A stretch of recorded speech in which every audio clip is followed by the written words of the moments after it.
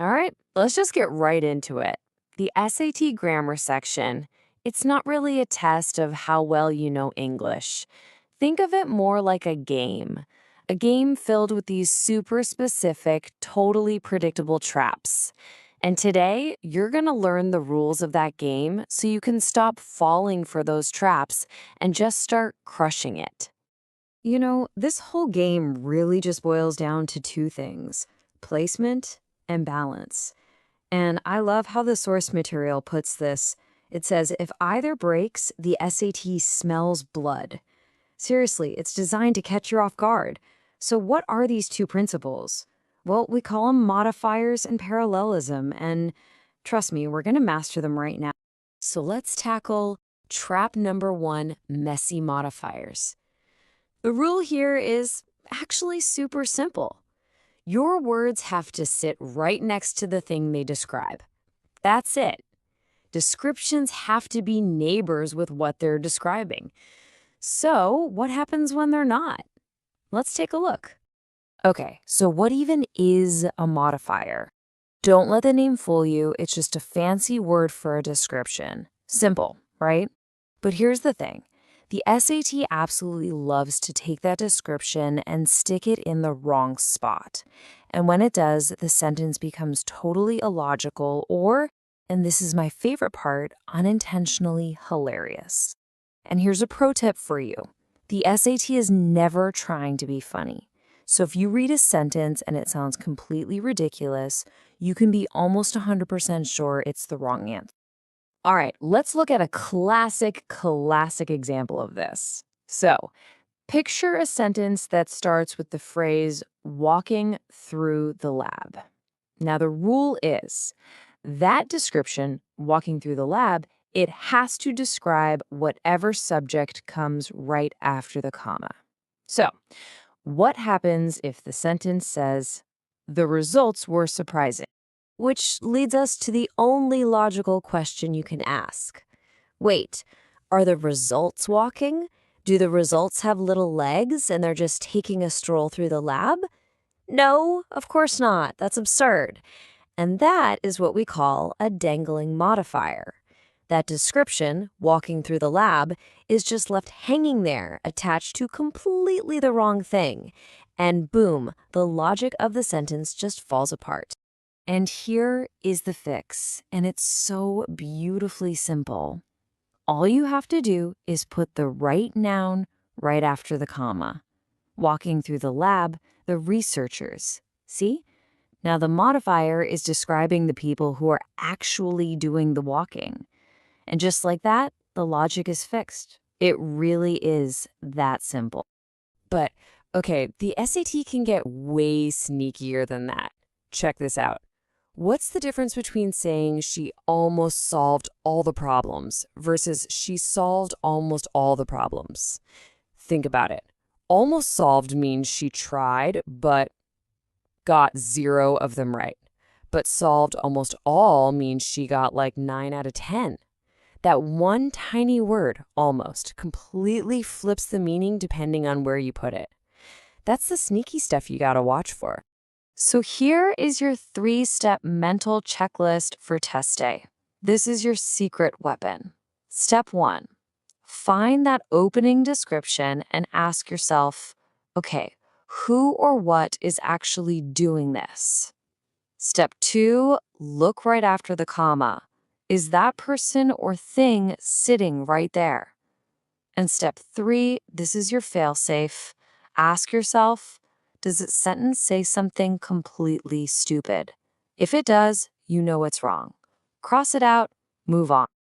All right, let's move on to the second big trap, broken parallelism. Now, this one is all about rhythm. It's about balance. The idea is that when you have a list or a comparison in a sentence, every item in that list has to be dressed the same. They have to have the same grammatical format. They have to match.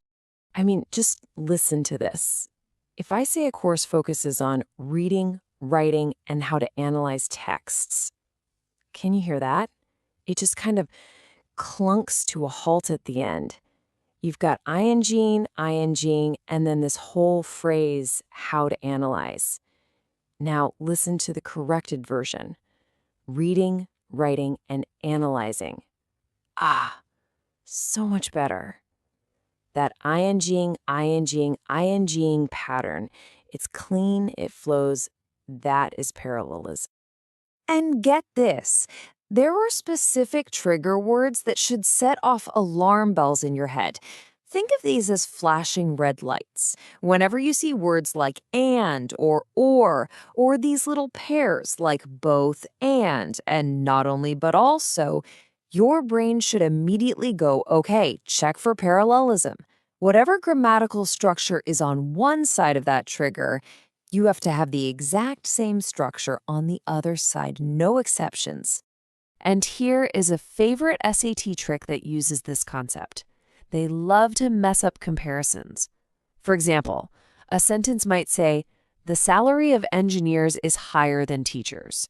Wait a second, you're comparing a salary to a person.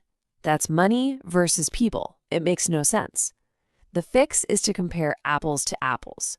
You compare the salary of engineers to that of teachers. And all that of does is stand in for the salary of.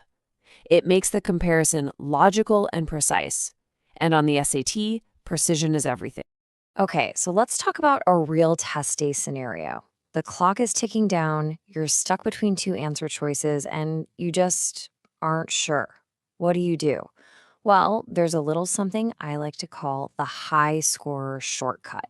It's a way to make a really, really good educated guess when you're in a jam. Here's what you do.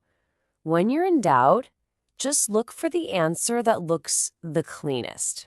I'm serious.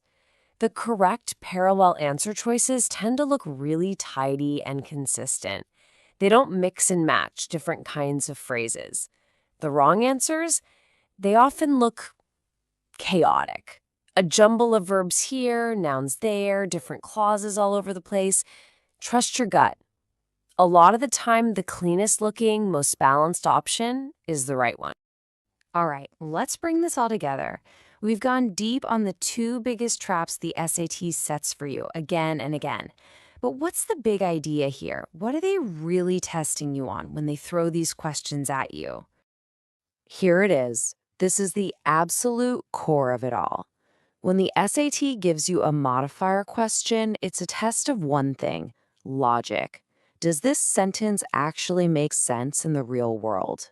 And when it gives you a parallelism question, it's a test of structure.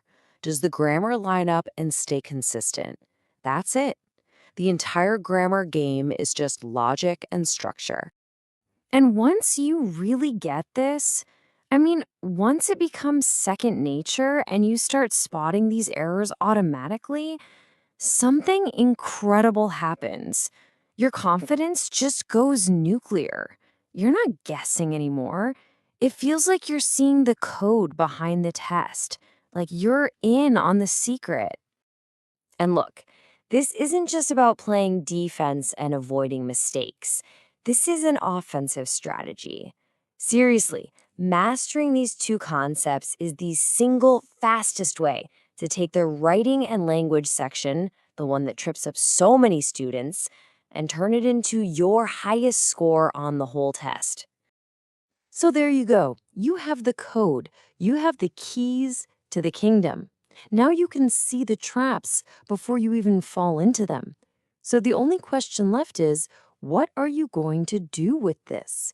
How are you going to make grammar your secret weapon, your highest score?